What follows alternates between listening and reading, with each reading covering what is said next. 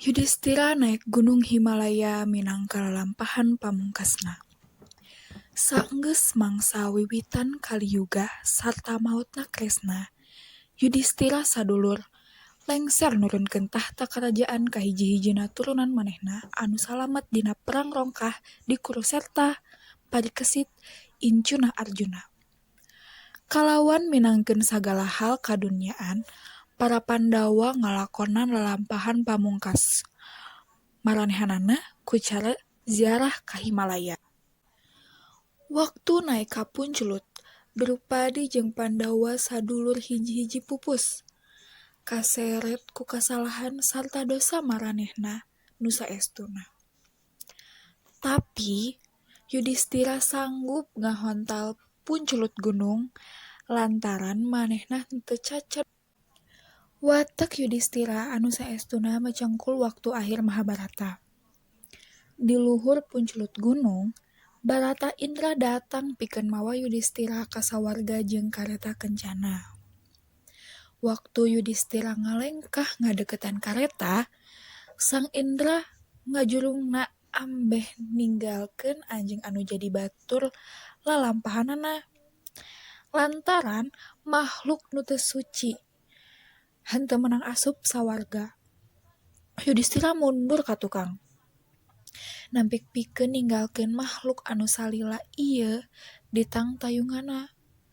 Indra jadi heran, manehna sanggup ninggalkeun dulur sarta henteu ngabeulem layon maranehanana. Tapi maneh nampik pikeun ninggalkeun anjeun anu teu nyaho jalan. Yudhistira nembalan,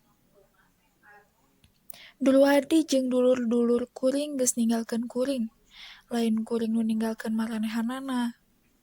Dina waktu eta keneh, si anjing rubah wujud jadi Batara Darma, bapana nu keur nguji dirina. Yudhistira dibawa indit ku kareta Indra. Dina waktu ngahontal sawarga manehna teu manggihan dulur-dulurna anu soleh atawa pamajikanana Drupadi. Tapi manehna nempo Duryodana katut balat anu jahat. Sang Batara ngabejaan yen baraya keur aya di naraka pikeun nebus dosa leutik manehanana. Sabantara Duryodana aya di surga saprak manehna gugur di pakalangan anu diberkahan ku Kurusetra. Yudhistira kalawan ikhlas indit ka naraka pikeun nepungan baraya. Tapi tetampoana sarta sora anu ngawatan hate jeung geutik kentel ngajadikeun manehna sieun. Waktu tergoda pikeun kabur. Manehna ngawasa diri sarta hawar-hawar ngadenge sora Drupadi jeung baraya nepi ka cinta nyambat dirina. Ngajungjurung pikeun cicing disadengekeun maranehanana dina sangsaraan.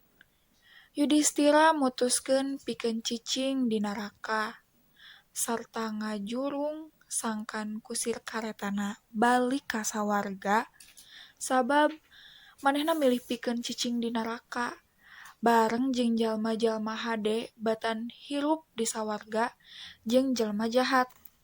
Dina waktu eta tetampoana rubah. Saterusna Indra ngomong yen Yudhistira keur diuji deui. Sarta sabenerna dulur-dulur geus aya di sawarga. Saenggeus nampa kanyataan kasebut, Yudhistira ngalaan sawarga sarta nampa sawarga.